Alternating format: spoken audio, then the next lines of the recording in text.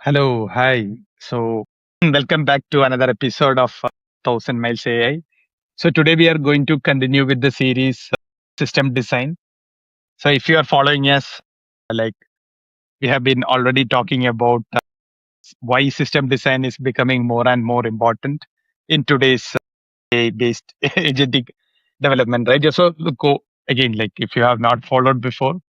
So, I am Praveen, like one of the hosts of today's session, and me and Shibin had already discussed started this system design series. And just to give the crux of it, it's just talking about why you need to give more importance to system design, because the coding part has become easier, but thinking about systems designing is becoming more and more important. That has been the focus of the last two episodes, and today we come with the third episode, and our guest here, Nithin, is here. So hi, Nithin. And just like Hi. if you guys we already talked about like how to get into GSOC, right, in a previous episode. But here today, like Nithin is with us, bringing a new perspective on some aspect, like which is today, like many are starting into coding, or even the early professionals, right? So they are not very much aware of what is out there, what are how to decide the pros and cons in selecting different technologies needed for their applications. So because for example, if you just let's say I'm using Cloud Code and I let Cloud Code design things for me and let it do everything. Usually it suggests like a lot of tools like for database one technology, and for vector DB another one, another database, and for like streaming services, different streaming services. And you are like finally your application is kind of bloated with four or five technologies. And even for a small company, like it might be an overkill, right? So we are also seeing this pattern. I think you also observed that, and that's what we are going to talk about today. So most of this can be simply solved, or can be like up to some level at least, with single simple technology. So today what we are going to talk about is one such platform, or you can say like it's a started as a relational database, which is like Postgres. And now they are don't want to introduce everything, and let Nitin introduce little more detailed on what is Postgres and why we are going to talk about it today. Yeah, Nitin, over to you. Yeah. Thanks, Praveen, for the introduction, and thanks for the invitation. As you said, okay, in this AI era, we have a lot of tools, lot of technologies, and AI is also generating a lot of new tools and technology. Code is very cheap, but however, the system structure and system architecture, the whole the structure of the system is very important so far, Yeah. in this time. I just want to talk about okay, we can build a lot of system with existing technology like Postgres. It's like a database which is introduced in 1993 or in 90s. So it's maybe around 30-40 years plus It's quite old. industry test. Quite Yes, old. t- Yeah. So tested very so well. so it's very well tested, and so people are adding features on top of that. So its base is very well tested, and it's the most used open source and most loved database in the world. MySQL was most loved, and then this Oracle and everything came, copyright Yeah, issues yeah. came. Then people It's people are a lot of in. mess. So then the Postgres started picking it up, and it's becoming the first choice, and it's the best choice so far out right now, and it's well vetted, industry vetted, Mm. everywhere it's vetted, every aspect, performance, security, data, what do you say, no data corruption, all these aspects are very well tested, and yeah. So yeah, that's really interesting. Like again, it's not just a just a database, right? Like now it's able to do more than that. So I think we want to mostly discuss about that, because again, the simple aspect is like you are relying on five different systems for your application. It's like five different things you need to know, and let's say you are already a small company and you are handling customers, something breaks in different system, you need some expertise there still. Like you have agentic tools, but still you need some knowledge. But how this Postgres is evolving now, like, and how things people are using it, and yeah. Yeah, the best system for this Postgres was like they have like an extension platform. Like so people can write on top of write extension, like using the built-in storage, using the built-in like engines and everything. People can write extension. Like this extension start adding extra capability. So like the base is built, well tested and everything. On top of that, people adding extension on this base. So it's added this each extension start adding more capabilities like vector search. We have a extension Mhm. for vector search, and we have a full text search. We have other like I don't know, like cron job, that's for extension. Okay. And like so it's written in C, if I'm not wrong, like, and people can also write extension in Rust. So we have there is a like a layer between C and the rest. So like the Okay. Hmm. yeah, so the modern memory safe codes are extents are written in Rest also. Like so, it's like pretty much like the ecosystem is allowing the ecosystem to evolve and add more capabilities for the Postgres already matured base platform. Yeah, yeah, yeah. So that, yeah, that is really good point. Like that's this extension brings the additional capabilities. And like if I'm not wrong, like I think you also mentioned things like ChatGPT, and they are also heavily using this, right? Like I think you showed me something. Like maybe we can also share this articles. Yeah, so like maybe let me share the screen for now. So if you look at like the Postgres, like, what's the scalability, and like it's like ChatGPT has like 800 million users in Jan to 2022, like Yeah, 2026 is like already 6 months, six seven yeah. months. So yeah, I hope it's like it's already reached 1 billion, and like still it's using the Postgres to scale everything. No fancy, oh I don't know, Cassandra or like DynamoDB, all this Uh-huh. distributed like fancy stuff. So like everything is in like pro Postgres. So like the advantage is like it's give you like this fully acid compatible, Yeah, fully yeah. transaction safe, and like for a like ChatGPT, they can scale mean like I'm sure like 99 point of all the company can do. Like if you look at the scale base.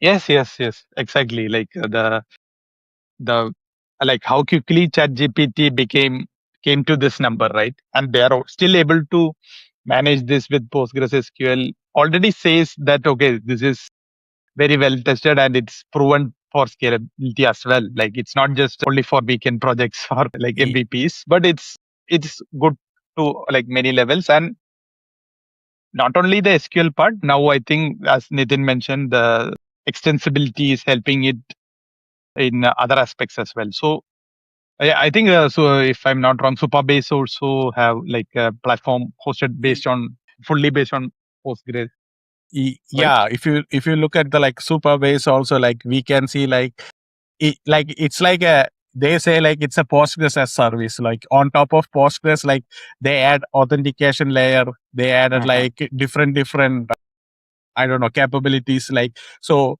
when you build a backend or when you build a mobile app, you don't have to worry about the storage, you don't have to worry about different aspects. Like they will take care of things. So Yeah. even they are using this vector embedding capability. So like you can use it for like embedding vectors and the vector search. That's also part of this now. Like recently, I don't know, it's recent, like they added that vector embedding capabilities also. Like so there are like industry on like this is a, like a I don't know, like whenever I see any website or like any SaaS or new startups, they will be using Superbase, and like they will be using Yeah, all yeah, these features. yeah. So like this is again one more point. Like I also like we have been talking to some students, so they are also very well aware of Supabase, but they mostly Yeah. see like mostly as just a database hosting, and that's the only capability. But as you mentioned, it's since Postgres is fundamentally is again extensible. They have brought in vector database authentication services, everything, right? So yeah, this is Y- something they can keep in mind. So like when they look for a different platform, which is maybe they can avoid it for a beginner level. Yeah. Yeah, the same thing. Like, okay, one is like Superbase, like it's like a Postgres. On top of that, they added this like REST API layer, or you can add vector search and authentication. Mhm. Or if you want like more like raw controller, there are like other Postgres service like Neon. Like they are also like you can also get like some cheap instance of the Postgres. You don't have to host if you are like worried about that Mhm. aspect. Similar like maybe like doing it in an AWS or like this three top big things like Google or Microsoft or Amazon, like AWS, GCP or Azure. You can also have like different like specialized services that's only specialized for Postgres hosting, because like they know the value of hosting the Postgres and like what Postgres can do. So Mm. like that's what like their business model mainly, and many companies are started using this. Yeah. So nice. Like this is really good to know. Like there are many like platforms for Postgres hosting, Postgres based solutions, and the possibilities. But this is good. I think intro now, Nithin. Like let's maybe like as we plan, let's take an example of an hypothetical an application architecture and see go through different parts and see how people can really collapse it and just rely on Postgres for many of their aspects, right? So yeah, maybe let's do that. Yeah, Yeah, so like here because is some yeah, go ahead. Sorry. simple symbol like foobar shopping and an online website to shop. Like, so we created a dummy system architecture. It's not perfect. It's not like it's like a how do you say, like a or demo. Like it's not like not really the one people may do. Like, but it's just to show that how Yeah, some over engineer can be simplified. So like it's not we are saying like everything can be solved by Postgres. We are like giving information to give the trade off. Like as you said, like as the AI grows, like you are moving away from the underneath things, like codes are generated, you are like moving away. So that's why like we started this system design series, right? So like so under like most of the system design is like there is no right solution, right? Like you have to do yeah, the yeah, trade-off, you have exactly. to find the balance. So here also we are trying to give like, okay, these are the options, these options are good for this particular use case, but you are trading off something for something else. So like so Yeah, like that aspect is we are trying to cover mostly here. yeah. So that's the important point, right? Like again, it's not about finding the ultimate 100% perfect solution. You start with Yeah, it's all trade off. Like you, let's imagine. Okay, let's just take this foobar. Like as a developer, we are developing this foobar company. And at the beginning of the company, it's a simple question, right? You are maybe a solo developer or a team of two or yeah, three people. Do you want to really maintain five different things for five different aspects, or just stick to one thing? So whichever is easy. So maybe yeah, sure, Nitin, let's look at the architecture a little bit more. Go by like aspect by aspect and see what is it and how we can do it with Postgres. yeah. So like so just to reiterate, like this is like for a simple company, we are not talking about like Google, Amazon or Yeah, that scale. exactly. Like so they have their own solution. This is like where like okay, as you said, like one or two developers starting a company, they want to add more features and they want to attract more users rather than like fighting with the infrastructure, fighting Yes, with the problems yes, that don't add. Like okay, for a user they don't care if I'm using I don't know, Postgres or like Kafka or Redis, right? Like they want to open the mobile app, they want to order the item they want to order as soon as possible. That's it. They don't care the technology. So like, so we want for some companies, they want to add more features, they want to add more values to the user and get the users and start the business. Like, yeah. So that's the use case here. So like this is like a simple shopping website. So there is like mobile and UI view, and everything goes through a gateway, and we have a backend, and the data is stored in Postgres. And like as I said, like there is one like as you know, like all this shopping website will have a product search, right? Like you want to Yeah. search and you want to find, even if you don't type exactly, you want like some similarity search and everything. So there will be Yes. like a search service which will be using mostly Elasticsearch. That's like some common like search framework. Like there are like other thing called Solar, Algolia, or like TypeSense. All this like make sure like you have a primary database that will be Postgres or something. Then you sync this data to Elasticsearch, and like you make it ready for fast search. And Yeah. like Yeah. maybe like if you have like some type, or even if you like if I want to order a Pepsi, I just say PEP, then it will autocomplete to the Pepsi. All those fancy search items, they usually use Elasticsearch. So for that, we need one more extra technology. We need to make sure the data is syncing between the main database to the copy, like searchable copy of this database. Yeah. And same thing also, like we have like caching, right? Like, so we don't want to every time hit the original database. So Yes. we compute the page, for example, the product page or something, and we cache it for like with some time to live, maybe like 1 hour. Like product details Mm. won't change as fast. Like maybe the Yeah. pricing Yeah. will change few times a day, but like so we can adjust the caching similar to that, and like we store it. Mostly people are using Redis for the caching. It's like in memory caching, so Mhm. you don't directly hit Postgres. You come here backend, you read this data. If it's not there, you Not talk that. to the Yeah. whole. Yeah.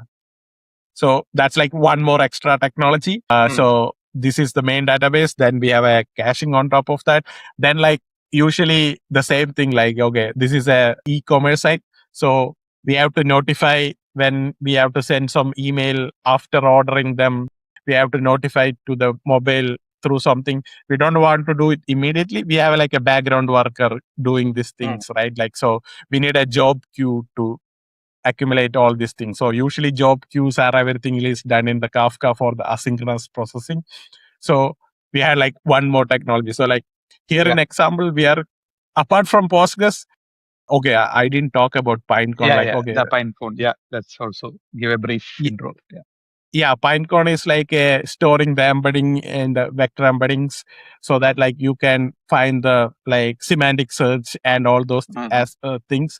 So like that's like if you have a RAG application, but like I don't see like for website I will not have a RAG, but like still But you can. still, for example, Amazon has this, right? So you can chat and ask, okay, I want a phone below 10,000 and it should be this many years warranty.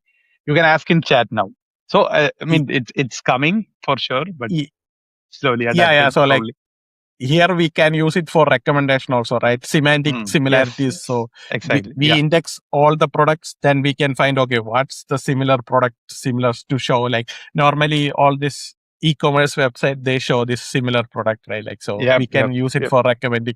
It's not like perfect recommendation based on the user things and all, Not but like a, the collaborative recommendation, but the similarity yeah. recommendation, semantic represent similarity. E- Yeah. yeah. So like those we need Pinecone, as we mentioned, like that's like a vector database where it stores Mhm. a vector database and do this vector similarity, all this operation like much faster. So Pinecone is one of the famous one. Then we have like Quadrant, then we have like Chroma, all other like different Yeah, different yeah. database, and like there is something called Fice. It's called Yes, Fice, right? Facebook. Yeah. Yeah, from Meta, right? Yeah, I mean, there are probably hundreds of them now Yeah. So because of, yeah, when the AI RAG, everything was super yes, hot. There was like, yeah, yeah, every lot company of started. doing this. Yes. Yeah, I recently read like Elasticsearch also now adding the vector search. DynamoDB, Amazon DynamoDB also adding vector search. So like everywhere they are trying to add vector search. So it's So become indispensable now. yeah, so Yeah. like yeah, so here is like the problem is like, okay, we have the primary data source, and we have like different copies or different areas to store for like just one purpose. So if I'm a single developer, I have to be like, I have to know about all these things. It's like different technologies. Like if I now with the AI, still I can make a lot of mess. Like otherwise, if I can be like really good at one technology, I can like fix a lot of issues. I can concentrate on not maintaining this thing, right? Like I can keep building on the features. So that's the crux of this presentation. Like we just want to tell like, okay, if you are already using the Postgres, you can use this to do a lot of other things, and it will simplify your infrastructure. It will simplify your cost. It will simplify your operational cost.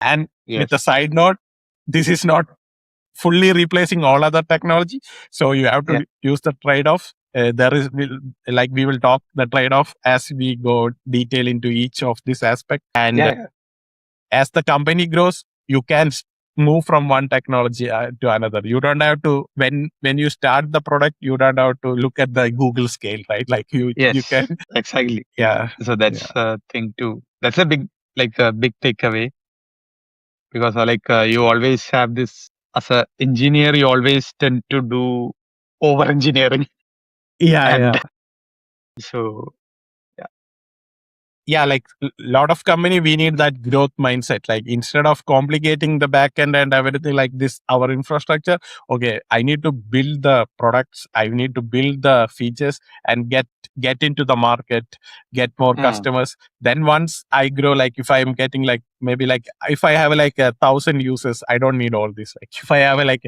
100K users also, I can manage without all this. But like if I'm going millions of users, I can move to the like very specialized technology where like each microsecond or nanosecond matters. I can like optimize it as I grow, right? Like then I will have more fund, more resources and everything. So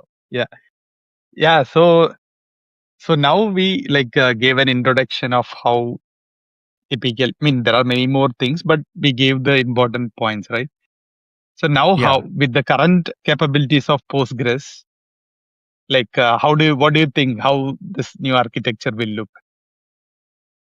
So like so first one will be like this product search, right? Like so I first one I will gonna replace this like product search.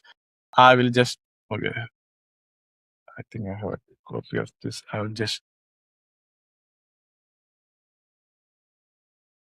we don't need really this Elasticsearch. We have like how do I say like TS vector and PG like TR-gram. So this technology that's like make Elasticsearch similar to Elasticsearch.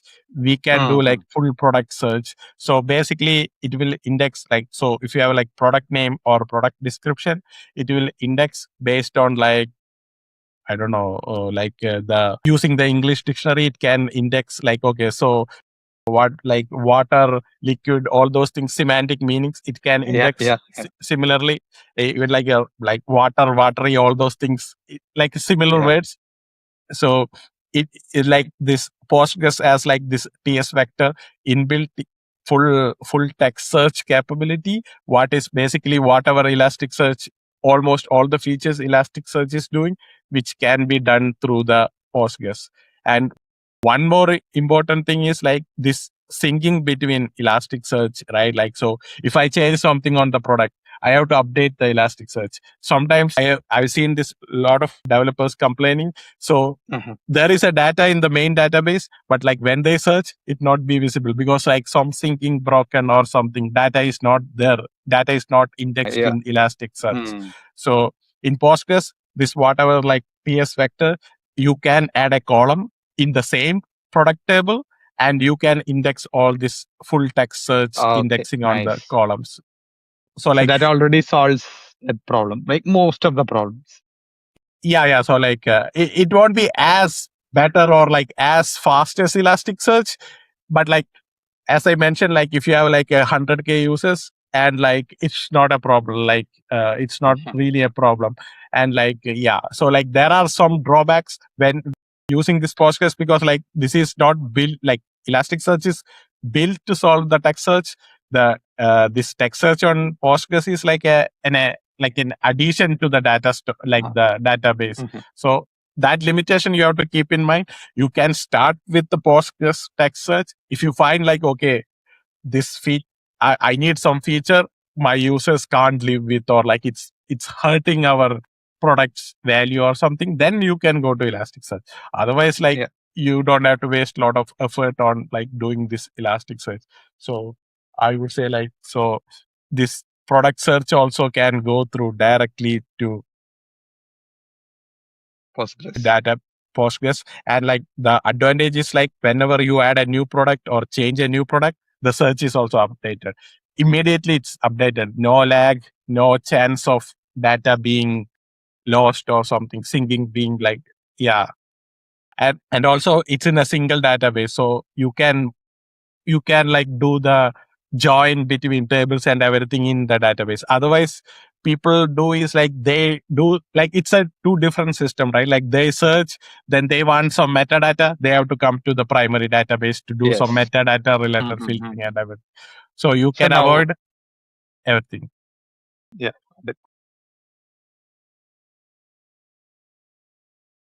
So like what do you will go for next? So like we removed the full text search, then we can go to the like recommendation system also, like okay, not recommendation system. Like basically, you get the product plus description, everything. You find a vector embedding, then you store it in the Pinecone. Then when the user types something or like, okay, I need a product with this description or something, like a natural language search, it will go to Pinecone, find the similarity and everything, right? Like, so the same problem, you have to sync this to between the metadata and everything. Whenever you change, you have to change everything. So this syncing between Postgres and Pinecone is like one potential failure. You may forget to sync, or like something is not syncing. It's not like easy to figure this thing out. Otherwise, you have like a better observability or monitoring system. Like these things may miss. So like the one thing we can do the same thing is like, okay, when you build the vector embedding, you can store in Postgres itself. So Postgres support all this vector embedding, like, and it's pretty good up to 1 million or users. Like there are like some side effect, like it's not fast as Pinecone. It's not as efficient as Pinecone. It may use like more memory or something, but like that's like the downside of using Postgres for the vector database. And like the advantage is like you don't have to maintain two different systems. If you are already like expert in Postgres, everything is in Postgres. And as I said, like the no sync issue between Pinecone and Postgres. And same thing, like you can do the joins, metadata joins and everything. So you can add one more column similar to we added full text search. We can add one more column with this vector, like vector embedding, and you can we can use the indexing to make it faster and everything. So like all this join tables, metadata filtering, everything can be done in Postgres only. Okay, got it. So yeah, that part is also we can easily remove that. That's the takeaway, right? Yeah, so like this will also go, and like we can connect the recommendation also via Postgres. So basically, like whenever we add a product, we do the full text search indexing. Similarly, we find the vector embedding and store it. Whenever we update, we do and update in the Postgres only. So everything is in Postgres. So like that's like, so we remove one aspect, like everything goes to Postgres. Then other thing is like caching. So if you are going to the caching, so you may ask like how Postgres can solve like this caching, right? Like the Redis is like in memory. They don't store anything. It's pretty fast, like, and whatever we compute, we just store it as a key value pair, like, and then we want to like, so here, okay, our understanding is like we are using this Redis as a key value pair, like so the backend already computed the one page with the different database queries and everything. It doesn't need to recompute that same page for another user, right? Like you can you can get this computed one, then just store it like with some time to live or something, so that we don't serve the stale data. So we are using Redis here as like just a key value caching. The problem how we can solve this the Postgres is like the Postgres, it's persistent. Redis, it's not persistent. That persistent make it slower. Like, so if you're writing in a database and if you're writing in the Redis, it's like magnitude different, like 1,000 magnitude different, the speed. So what we do is like, we can have a table that will disable the write ahead log. So basically how Postgres work is like, whenever you are write a data, you just persist in a like WL or write ahead log, where like you store it in the log, then you make sure like it's persisted in the disk. So even if you go out of restarted or something, the data is like Still, not data is lost. still there. Yeah. But like for caching, we don't need that, right? Yeah. Like, so Redis does not have a persistence. Like it's like mostly in memory. So like there are some Redis with the persistence, but like here we are talking without the persistence aspect. Without, yeah. Okay. Yeah. So we can have a table that's without like switching off the write ahead log. I forgot the exact name of that table. Like it's some unlogged table or something. So you can Unlocked have table. yeah. So it's act like a key value pair. So you just have two values. So there is also like if you want to store it as a JSON. So Postgres also has this concept called JSON B. Like it's a JSON binary. It's not like text form. It's a binary form, more optimized for storing and more optimized for like parsing and everything. So we can have like, okay, for this product, this is the JSON I computed, store product ID plus this JSON value. Then whenever it comes, I will just look at it and like just like return the value. I don't compute. I don't waste the computation. So that way we can do. So here also, I'm not saying like it's 100% replacement. There are a lot of yes, definitely. cons. Yeah, that we are always talking about the pros and cons, right? So you have to keep in mind this cons as well. But yeah, like as we keep on repeating the same thing, right? So it's considering less overhead for a developer when you are quickly want to go into product. That's our whole angle. Yeah. So like basically some like if you are already using some like Redis support like different data structure like priority queue, set, all those things that may not be supported by Postgres because like it's just a key value pair. So here we are only talking about the caching aspect. Like Redis support a lot of other things. Redis support by default time to live. So if I say like, okay, like remove this entry after 5 minutes or something, Redis automatically clean it up. So Postgres, you need to add a background cron job checking the like time to live and clean this up and everything. So it's not as I said, like it's not like Redis exact replacement. Like for some use case, Postgres is good enough. And like if you are hitting like 100K requests per second for the caching or something, then it's not good. Like it's like it's not as good as like Redis clearly wins. Yeah. So you have to make sure like, okay, our requests are like under 100K per second or like thousands of requests per second. But that is still too high, right? That's still, we are talking about a big company. Like for a small company with a few customers, is still we can like still go with the Postgres solution which you mentioned. Yeah, that's like that's what exactly I also want to say. Like, okay, for small companies, like it's still very high scale. Like if I'm starting my own e-commerce, I'm not gonna get 100 requests per second for my e-shop unless it's like there was some like sensational something happened. Something happened. Yes, exactly. Yeah, mostly it's not gonna happen. Like so I don't have to like, as I'm always saying before, like I'm reiterating same thing. So I don't have to worry about one more technology here. I can use the Postgres with like because I'm assuming I'm already using Postgres and I'm an expert in Postgres. So I can just use the Postgres and I can build some other feature with the same time I have to maintain the Redis. And it also costs extra, right? Like it's not like free. All the service you add, it's cost extra. Extra, yeah. Yeah, so like that's also another aspect which is like the cost wise the maintenance cost, which people don't immediately see. Like they see like, okay, it's like €100 or $100 extra for a Redis, but like to maintain that, to keep it alive, some people has, otherwise you have to buy some extra like managed Redis, which will cost more, all those things.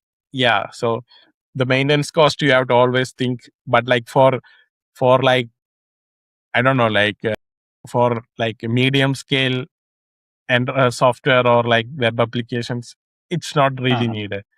So caching also, we can, maybe I can change the color to green. Yeah. So we are like removing one piece at a time. So everything is like centralizing to Postgres. Yeah. Then the last part is like Kafka here. Like Kafka is, like it's like a streaming. People are using the as like job queue because it has persistence. So people simply add events, or people simply add jobs, and like some background worker consume it and keep doing it. So like that's this thing. So like usually there will be like multiple workers, here only one worker.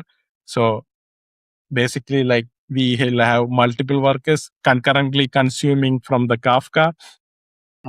So here the thing is like, this is also like really difficult to maintain unless you buy some managed Kafka, or like you buy, if you are in AWS, you get like Kinesis similar to Kafka, you get SQS simple queue system, or simple SNS simple notification system, all those things from AWS.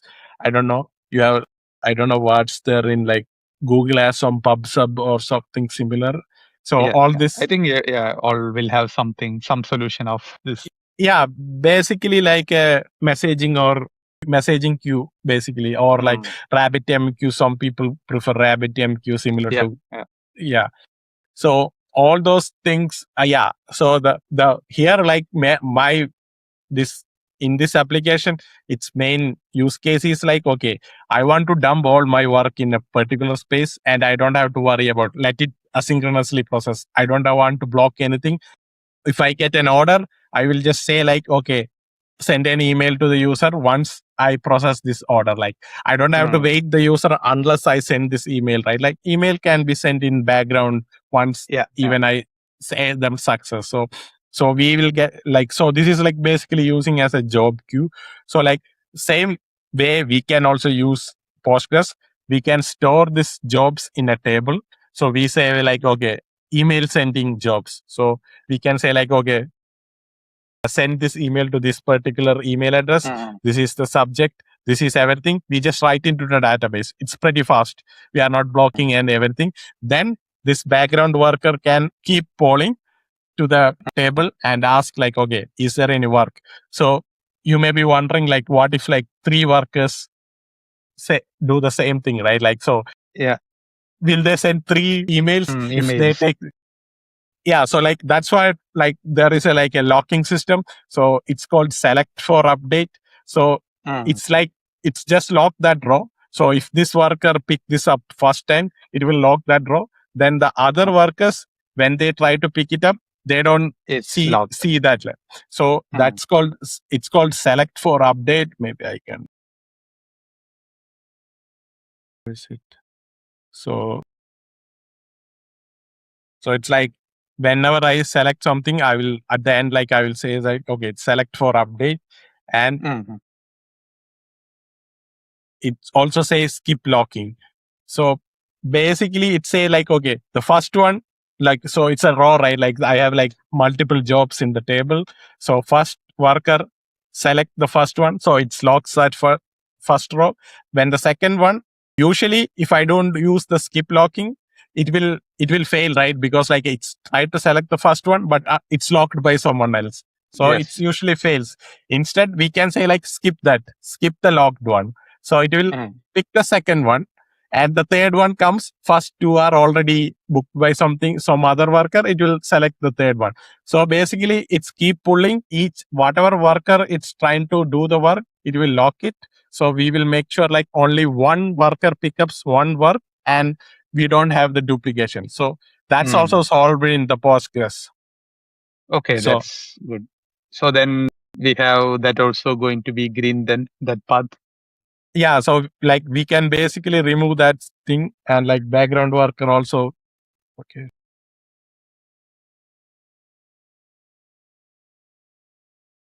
Okay, we can remove this, and yeah, there are like other things also which helps, like polling versus pushing. Like so, usually this is workers has to poll, right? Like so, I can share like there was some like if something called solid queue. It's what they build is like an active job similar to background job processing. They built everything on top of database, so on the row, and it was saying like, so it was scaled for like, I don't know, roughly 18 million jobs per day. So like they can scale it on the database. So like still, that's what my point is, like mostly for the most companies that level scale is not needed. So Yeah. if so like many people are using this database, like even I remember like in my company we used to have like database based job queue. So we will store all the jobs in the table, and workers keep pulling with this select for update. And yeah, so like one thing people ask is like, okay, I am polling, it will add some load on database, but like there is some other. So the other like Kafka and all, they will have a system to notify once you got a new work, you can notify. So that And the is also background in the worker. Postgres. Yeah, Oh, same thing. okay, okay. Oh, you have the So same thing. Great. yeah. So like if you are worried about, okay, the polling is having some performance or something in the database, you can have the notification. So like when our first job comes, it's immediately notify the worker. Worker will like wake up and get that job and do that job. So it's also like notification, listen and notify is also there in Postgres. So like so we can really, yeah, like I think we finished almost everything. So I Yeah. just want to also mention, like similar to MongoDB, you can have like JSONB, which will store the document based. So if you are like, if you want to store like big JSON block similar to MongoDB, that's also supported in Postgres. Similar to ClickHouse. ClickHouse is also like this analytic time series based analytics. That's also as a Postgres plugin that will use for like, not for like, I don't know, like Google scale time series analytics. For a Mhm. like normal company analytics, that's like more than good enough. You can keep the same database. You don't have to sync the data between. You write once when you get the new product or when you get the new order, and like this will be already indexed and done by like this. Mm. See, so like, it, so like so I didn't include the analytic aspect. So there is already solution for this analytic aspect. Like so in Okay. a, if you have like a business analytics or something for your web, like this web store, they need to know the insight, right? Like so it can also be generated from the Postgres. You don't have to add one more, I don't know, like costly this whatever, like Snowflake, I don't know, Snowflake. Databricks, all this Databricks. fancy. Yeah, you don't need Yeah. all these fancy things. That's also can be built on the Postgres for like, I don't know, for 100K users or something. Once you grow, you go like you have enough money, you have enough people to manage, then you can go for this fancy solution. Till then, like yeah, all you need is like this simple Postgres. Everything can be Yes. connected to this, and like you can like simplify all the technology. Yeah.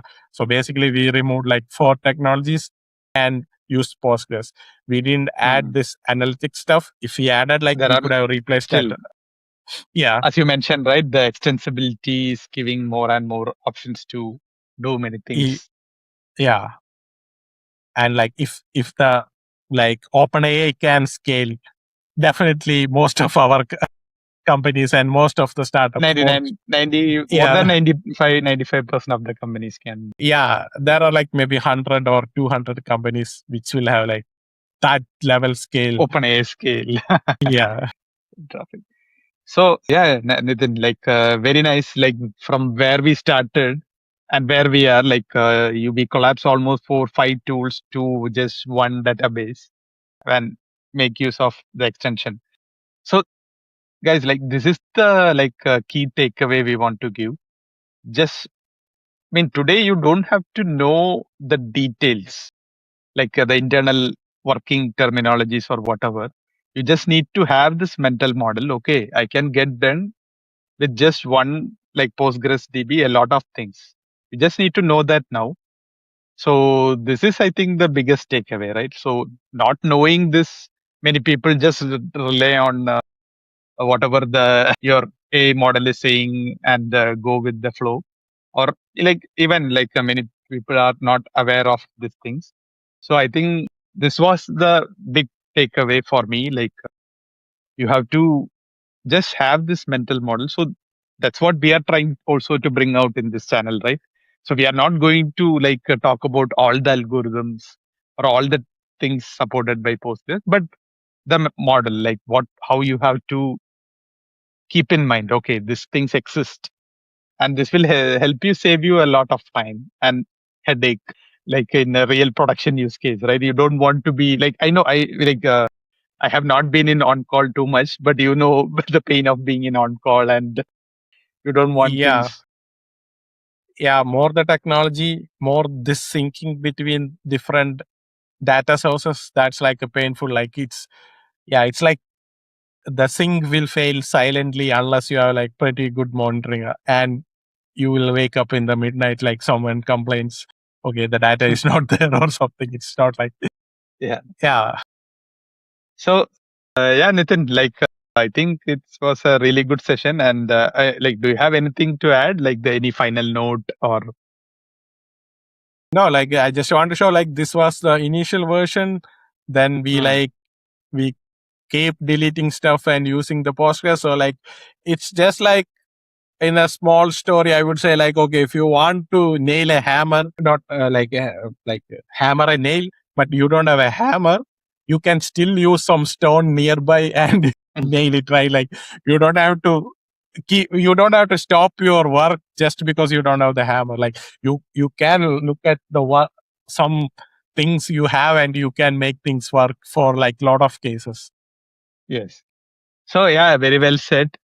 And yeah, with this, I think we had a really good session today.